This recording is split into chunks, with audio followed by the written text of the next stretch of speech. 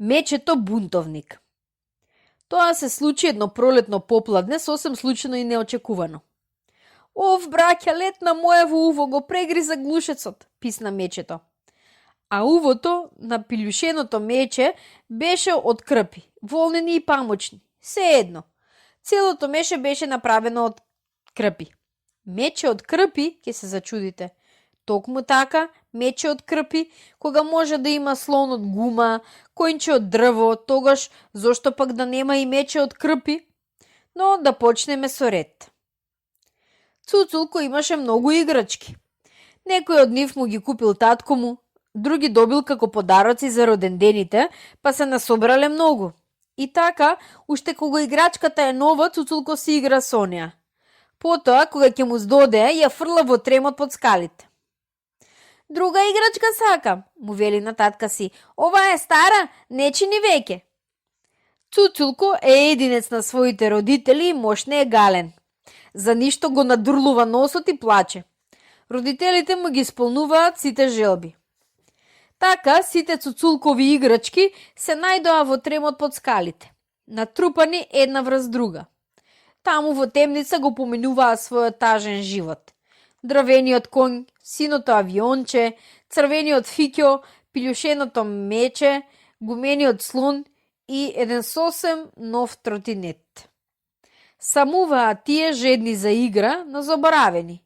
На Цуцулко не му текнуваше ни да ги погледне, а камоли да си игра со нив. Но тоа пролетно предпладне, кога глушецот му го прегриза увото на пилјушеното меше, бунтот на играчки тапочна.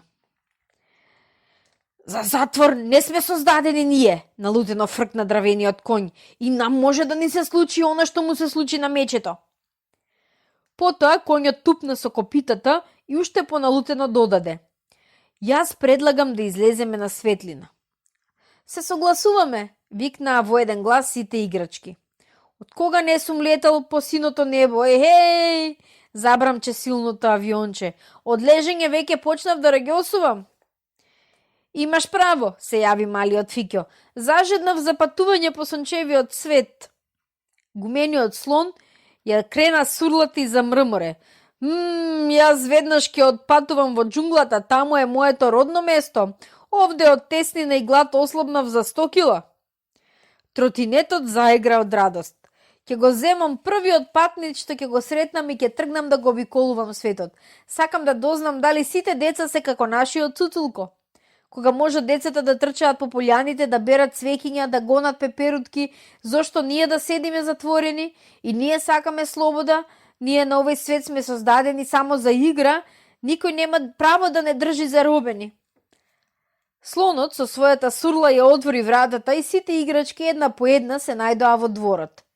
Тука се задржаа сосем малку, колку да се поздрават со веселите сончеви зраци. Потоа секоја од нив тргна по својот пат. Дравениот конј ја развеа гривата и во брз галоп весело двискајќи се стрча кон полето.